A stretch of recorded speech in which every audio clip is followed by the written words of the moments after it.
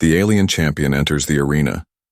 The sky above the arena was dark red, filled with thunderclouds that never moved.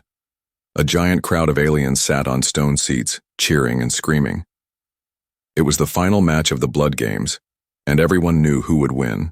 They all came to see her, General Trexa, the undefeated champion of the Zithari Empire.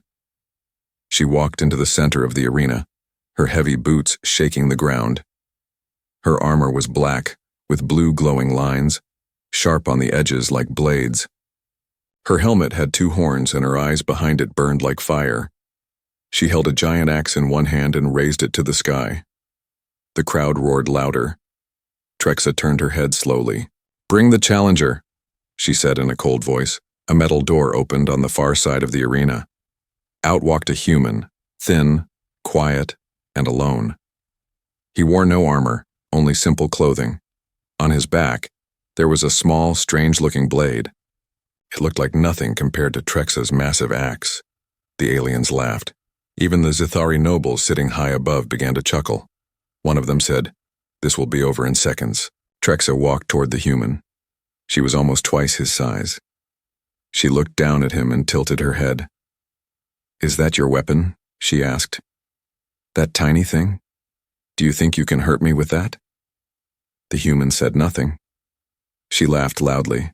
"Maybe this is a joke, maybe you came here to die." Still, the human didn't answer. His eyes stayed calm. He didn't look afraid. Trexa raised her axe. "I will give you one chance," she said. "Run. Run now, and I might let you live." The human finally spoke. His voice was soft. "I didn't come to run." The crowd went silent for a moment, then more laughter followed. They thought he was foolish. They thought this would be quick. Trexa growled. "Fine. Your death will be a lesson to the rest of your kind." She raised her axe and charged. Dust flew under her feet as she ran like a wild beast. She screamed as she brought her weapon down toward his head, but the human didn't move. At the last second, he shifted slightly to the side. The axe missed by inches, slamming into the ground with a loud crash. Dust and stone exploded around them. The human took one small step forward. He reached behind his back and pulled out the tiny blade. The metal shimmered strangely in the red light. It didn't look like anything the aliens had seen before. It was old, sharp, and glowing faintly, like it remembered something. Trexa turned quickly and swung her axe again. This time the human moved faster. He ducked under the blade and slashed once, just once, against her shoulder. The crowd didn't understand what happened at first. It was too fast. But then, with a soft cracking sound, a piece of Trexa's shoulder armor fell to the ground. Silence filled the arena. Trexa stepped back, eyes wide. She looked down at her armor.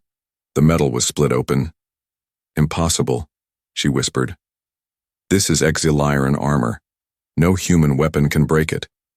The human didn't answer. He simply stood there, holding the small blade, breathing quietly. The crowd didn't laugh now. They were watching closely. Trexa growled and attacked again. Her axe spun in the air as she aimed for his chest. The human moved like wind, light, fast, and deadly. He dodged and stepped in close. His blade touched her again, just a tap to the center of her chest plate. A second crack appeared. Trexa stumbled backward. Her breathing was heavier now. Sweat dripped from her face inside the helmet. From the royal balcony, the Zithari king stood up. His eyes narrowed. He turned to one of his commanders. "Find out who that human is," he said, "and where he got that blade." In the arena, Trexa looked at the human with something new in her eyes. Fear. "Who are you?" she asked. The human looked up at her, calm and quiet. "This blade," he said, "remembers your kind." And with that, he took a fighting stance, ready for the next strike. The crowd was silent. Something had changed. This was no longer just a game. This was a warning. The armor crack's dust floated in the red air of the arena. A heavy silence pressed on the crowd as the piece of armor lay still on the ground. General Trexa looked down at it, her heart pounding harder than it had in years. Her armor, her pride, had never been touched like this before. Not by warlords, not by machines, never by a human. She clenched her fists, her voice low and trembling with anger. You will regret that. The human stood a few steps away, blade in hand, breathing slow and steady. He wasn't smiling. He wasn't afraid. He didn't celebrate the blow. He simply waited. Calm, quiet, focused. Trexa charged again, her body moving with rage. This time, her strikes came faster. She spun her axe, slashed from above, swept at his legs, but the human moved like water. He twisted just outside her reach, dancing on the edge of her fury. Then, without warning, he stepped in and touched the blade to her chest. Crack. Another fracture appeared, this time on her breastplate right over her heart. The sound was soft, but it echoed in her ears like thunder. The crowd gasped. In the royal box above, the Zithari king gripped the rail tightly. What kind of weapon is that? He asked. His advisor leaned close. It's not from any system we know. That alloy doesn't match anything in our database. Then it's old, the king said. Older than us. Down in the arena, Trexa backed away slowly. She was breathing hard now. Her armor felt heavier, like it didn't want to protect her anymore. Who are you? She demanded. The human said nothing. Trexa lifted her axe again, but this time, there was hesitation in her grip. She circled him carefully, looking for weakness. He gave her none. He moved again, faster now. Trexa barely saw the strike. It hit the side of her leg armor. Not deep, not bloody, but enough. Crack. The crowd wasn't cheering anymore. They were leaning forward, holding their breath. From the science deck above, a young Zithari researcher stared at a screen. General, she whispered into her comm. Your armor is failing. That blade, it's rewriting the molecular structure of the metal. What? Trexa growled, still circling. It's like the weapon remembers your armor. It's made to break it. Trexa's mind flashed back to the old stories. Legends of a time when humans had weapons that tore through ships, sliced open command suits, and burned war beasts from the inside out. Stories no one believed anymore, but the blade in that man's hand felt like a piece of those stories. She roared and threw her axe like a missile. The human didn't flinch. He ducked. The axe spun past him, slamming into the wall and getting stuck. The crowd gasped again. Trexa was weaponless now, but she didn't care. She charged with her fists. The human waited until the last second. Then he struck once. The blade passed along her helmet. There was no sound, but then the helmet split apart, falling from her face in two clean pieces. Trexa dropped to her knees, gasping. Her face was bare, exposed, her pride shattered. The crowd was dead silent. A voice broke through the stillness. It came from a veteran warrior sitting in the front row. That blade, it's from the Forgotten War. Others began whispering. Is he one of them? A weapon carrier? They were all destroyed, weren't they? The human stepped closer. He pointed the blade downward, not as a threat, but as a warning. I told you, he said softly. This blade remembers. Trexa looked up at him, blood on her lip, eyes wide. Why don't you finish it, she asked. Why don't you kill me? The human stared at her for a long time. Because, he said, it's not you I came for. Before she could ask what that meant, the arena gates opened. Dozens of Zithari soldiers ran in with rifles, ignoring the rules of the blood game. Kill him, the commander shouted. Trexa shouted back. No, stop. But it was too late. They fired. The human vanished in a blink, moving through their line like wind through trees. The blade flashed again and again, never killing, just disabling. Their weapons fell from their hands. Their armor cracked and failed. And then, silence.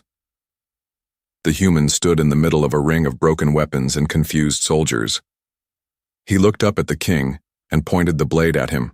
The blade's secret. The arena was silent. Not a whisper.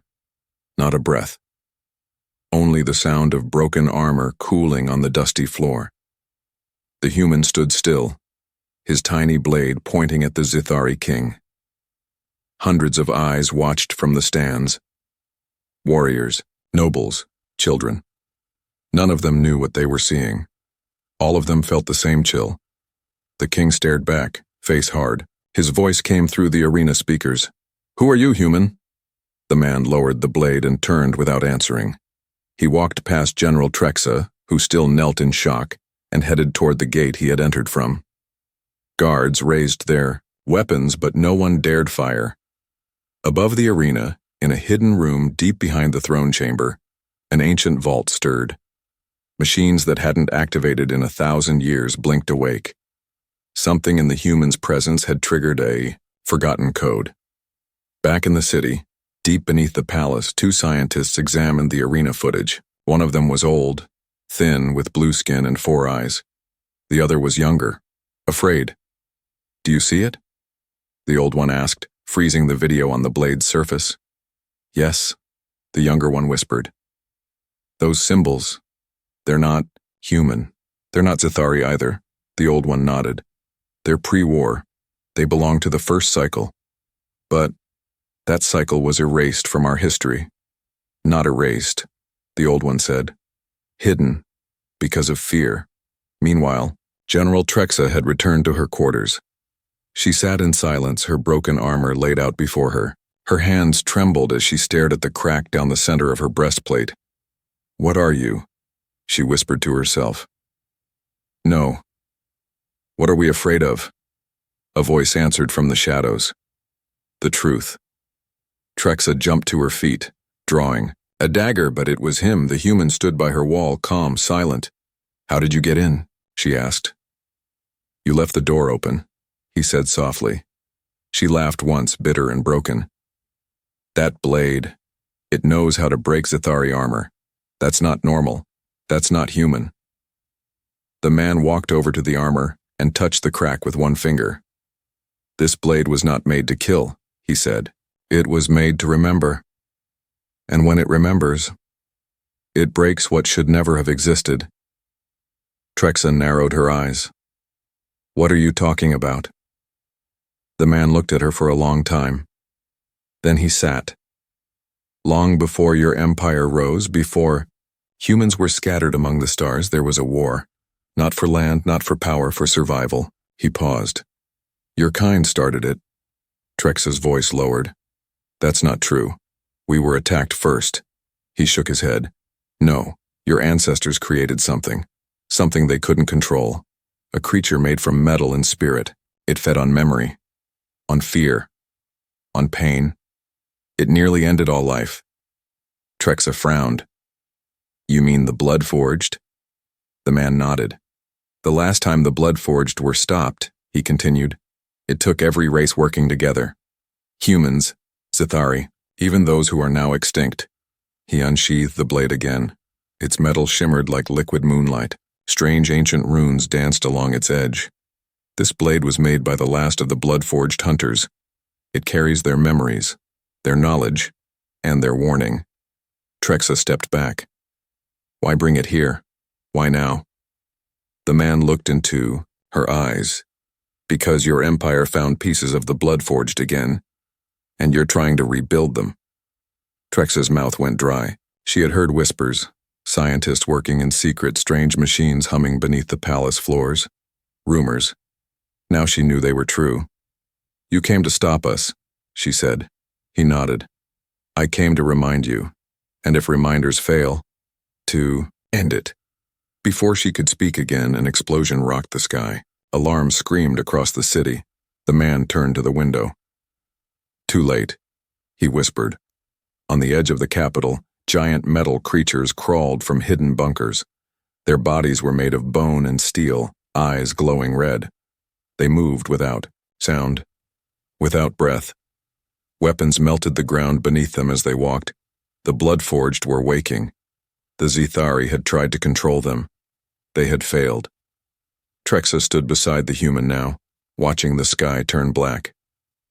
"Do we still have a chance?" she asked. The human handed her a second blade. Smaller, older. "If you still remember how to fight," he said. She looked at the weapon in her hand. It hummed softly, like it was alive. What's this one called? She asked. The human didn't smile. Forgiveness. Pride and fear. The sky was no longer red. It was black. Black like the inside of a coffin. Giant machines walked across the mountains near the capital, leaving fire and silence behind them. The Bloodforged had returned, not as legend, not as rumor, but as death. From the balcony of the war tower, General Trexa stood beside the human. Behind them, Zithari soldiers were shouting, running, preparing weapons that had never seen real battle. We have ships, Trexa said. We can fight. The human said nothing.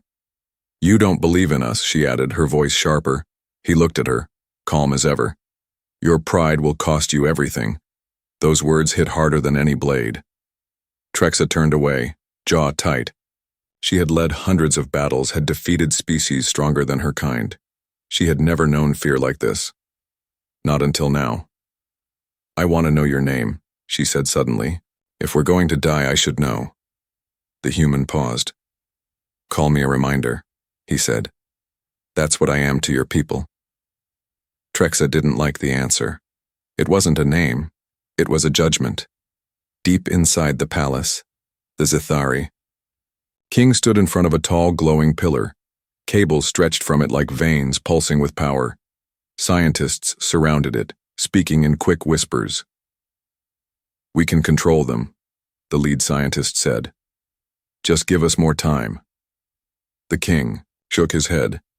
You promised they would obey. Now they're attacking. We activated them too early, the scientist explained. We didn't expect the memory field to react to that blade. You mean the human? The scientist nodded slowly. He is bonded to it, and the blade is older than anything we understand. When it came near our system, it awakened the buried code. The Bloodforged didn't recognize us as masters, only as enemies. The king stared into the pillar, watching dark shadows move in the data stream. Then we make the human fix it. Meanwhile, Trexa and the human moved through the underground corridors beneath the arena. They followed an old map the human had, drawn by hand, lines and symbols no Zithari could read. You've been here before, Trexa said. He nodded. Long ago. How long? He didn't answer. They reached a sealed metal door covered in dust and forgotten warnings. Trexa reached for it, but he stopped her. Let me. He placed his hand on the center of the door. Nothing happened at first. Then, slowly, the metal glowed. Lines of light traced his fingers. The door opened with a hiss and cold air spilled. Out inside was a chamber filled with strange artifacts, blades, helmets, scrolls, even pieces of broken machines. It looked like a museum of war and memory. What is this place? Trexa asked. This is where the First Alliance met for the last time. He replied. When the Bloodforged were defeated, they left this vault behind. To warn. To teach. To remember. Trexa walked among the items, picking up a helmet shaped like a human skull. It was heavier than she expected. Your kind were warriors once, she said, not just farmers and traders. We still are, he said softly. But we learned something your empire forgot. She turned to him. And what is that? Fear is not weakness. Pride is. Far above in the war room, the Zithari king gave the order. Bring me the human, he said. Alive. Trexa's communicator crackled. General, the king demands you return immediately. He wants the human captured. She looked at the human, who was already walking toward the chamber exit. You knew this would happen, she said. Yes. So what now? We find the final piece, he said. Then we make a choice, warn the stars or watch them burn. The Bloodforged were already in the outer districts of the city. Civilians were running. Soldiers fired energy weapons that had no effect. Buildings fell like paper. One of the Bloodforged, taller than the others, with burning arms and a face made of blades, turned to the sky and screamed. Its voice cracked windows. It remembered. It remembered the blade that once broke its kind. It was looking for him. As Trexa and the human emerged from the underground vault, they saw the fire rising. We're out of time. she whispered. The human held out the blade again.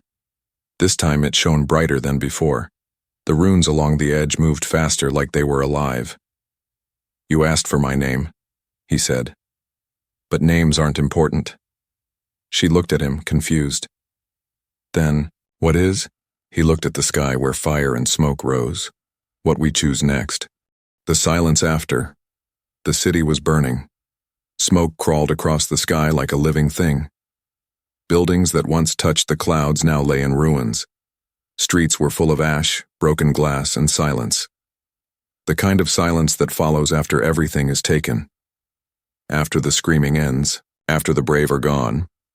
Trexa stood on the edge of a fallen tower, staring down at what used to be the pride of the Zithari Empire. Children had played in these parks. Soldiers had marched through these gates. Scholars once walked these halls. With heads high, now it was just ghosts. Beside her stood the human, silent as always. This was our home, she said, her voice low. We thought nothing could touch it. The human did not look at her.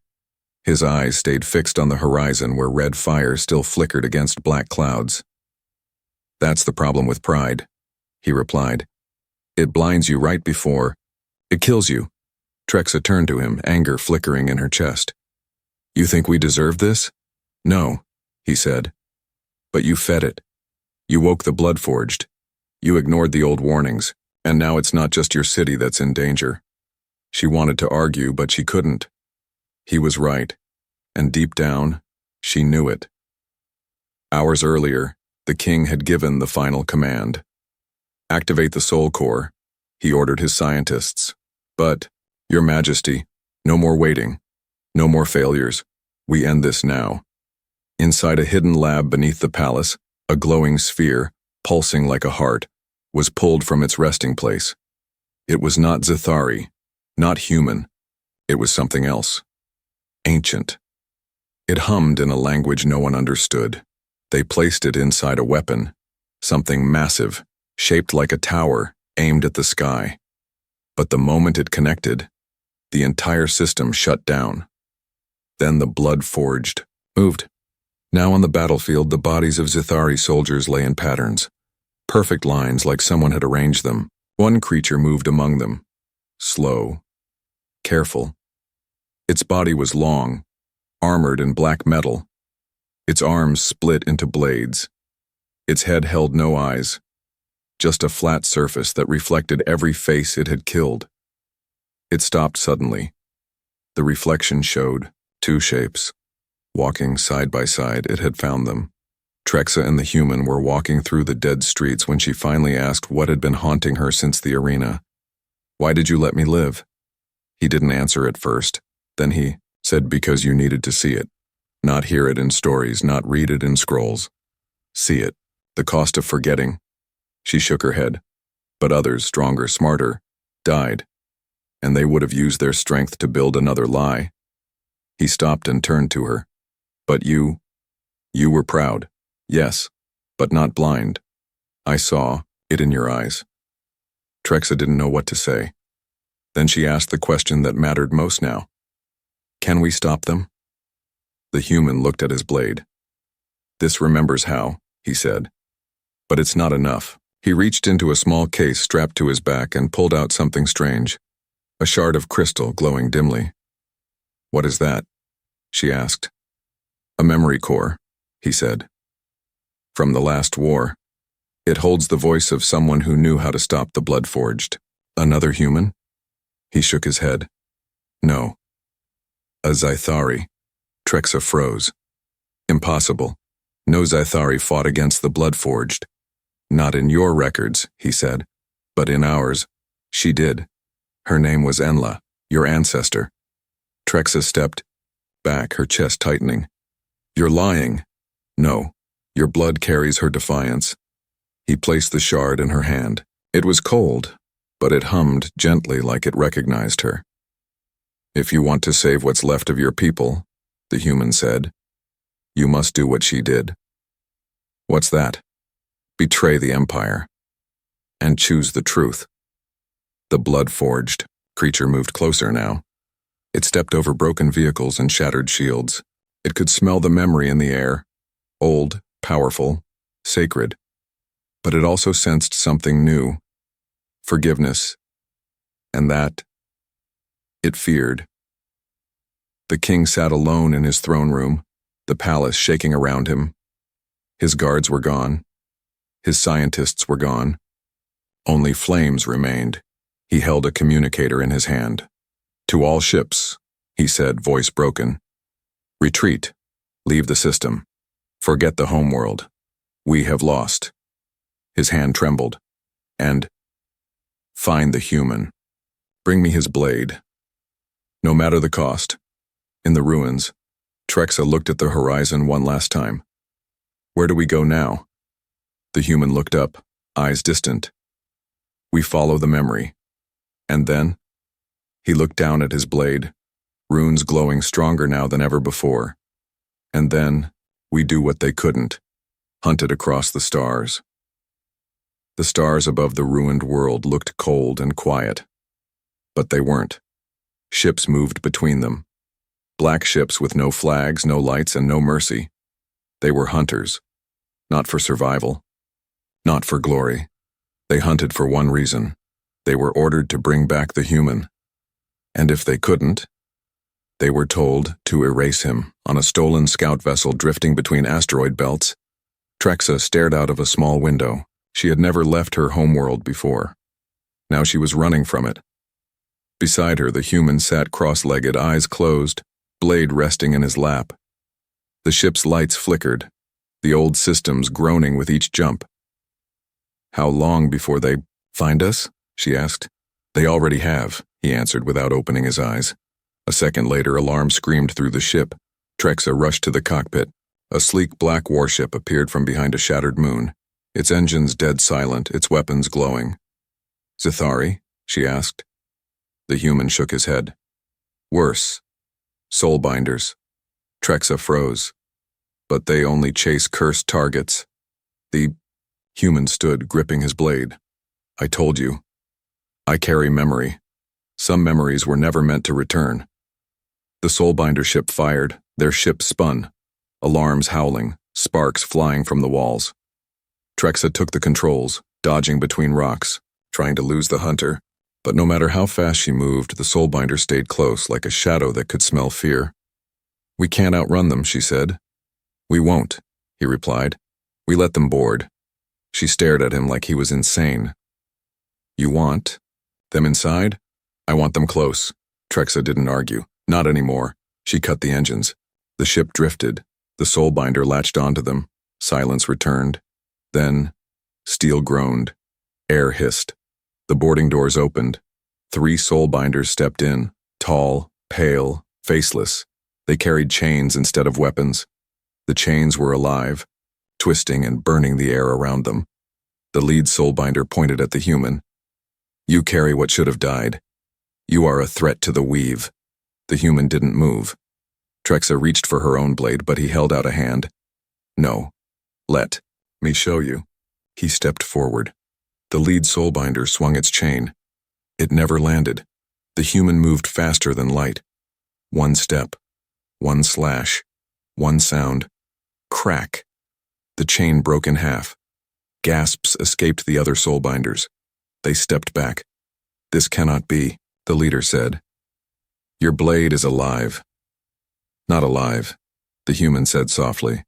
"Just awake." He slashed again.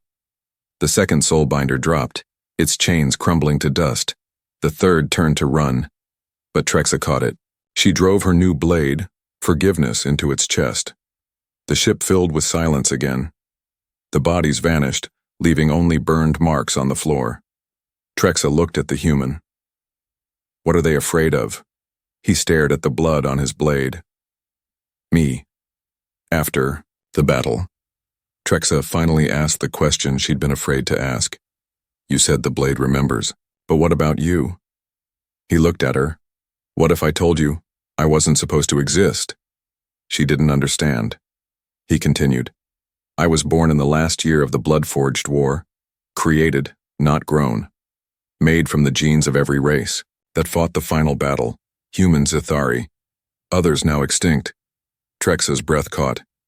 You're a hybrid? Not just a hybrid. A vessel. A key. He touched the blade to his chest. They put their final hope into one body, one soul, one memory. But they buried me, locked me in stasis, thought the war was over, thought the blood forged were gone. But they weren't, she whispered. No, he said. And when your empire started digging, I woke up. Trexa sank into a chair. Her world, her history, her pride. It was all a lie. What now? She asked. He looked at the navigation panel. He entered new coordinates. Deep space. Forbidden. Space. Now we go to the last place memory sleeps. What's there? He turned to her. The vault of the forgotten. Meanwhile, far away in the cold center of a dead system, a voice echoed through an old machine. He remembers, the voice said. And if he reaches the vault, he will awaken the others. A dozen figures, tall, monstrous, cloaked in shadow, opened, their eyes for the first time in 10,000 years. Then he must be stopped, the voice whispered. No matter the cost. The legacy of the blade. The ship floated toward the edge of known space, past dead stars and broken moons. This was the place where no map dared go. Legends called it the Veil. Others called it the Silence. But the human called it what it truly was, the Vault of the Forgotten. Trexa stood beside him on the bridge, heart heavy. Her blade, forgiveness, pulsed faintly at her side. Since leaving her homeworld, she had seen too much. Cities burned, memories awakened, truths too old to bear, and now, here at the end of all things, she wondered if redemption was still possible. Are we the first to come here? She asked. The human didn't answer, not with words. He simply pointed. Outside the window, through the mist of space dust and frozen time, massive ruins emerged, towers taller than planets built from light and metal and memory itself. Ships from ancient races floated like corpses, frozen in place, untouched by decay. And at the center of it all, the vault. It wasn't a building. It was a scar, a tear in space, sealed by rings of energy that whispered in lost languages. As their ship approached, the human held his blade to the console. It lit up, glowing with impossible colors. The rings began to shift one by one, unlocking. They're letting us in, he said. They? Trexa asked, her voice tight. The echoes. Those who gave up their lives to seal this place. The final ring opened, and the ship drifted inside. Inside, the vault, time slowed. They stepped onto a floor made of glass that showed not reflections but memories. Below their feet played moments from the last war.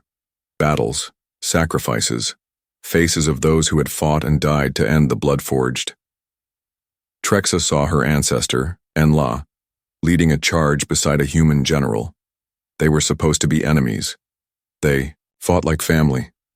We were different once, she whispered. No, the human said. You just forgot. They walked to the heart of the vault, where a single pedestal stood. Upon it, a second blade rested, older than his, thinner, carved with names that no voice could speak. That blade, Trexa said, is the first, he replied. The one that started it all. It holds the memory of what could have been. Peace, unity, hope. As he reached out, the vault trembled. A deep, ancient voice echoed around them. You come with memory. Do you come with wisdom? The human knelt. I come with loss. The voice grew quieter. Then you are ready. He lifted the blade. Suddenly, a vision crashed into him. He saw the truth, his creation, his purpose. He was not just made to remember, he was made to choose. The vault wasn't just a prison. It was a gate. Behind it, the blood forged had been sealed. But now, with the Zethari's greed and pride, they had started to break through. He turned to Trexa, breath shaking. I can end it, he said. But if I do, I go with them. Her eyes widened. What do you mean? This blade is a key, he explained. If I strike the seal, it will shatter the blood forged across the stars, erase every piece of them, forever. But to do that, I must carry the strike inside the gate.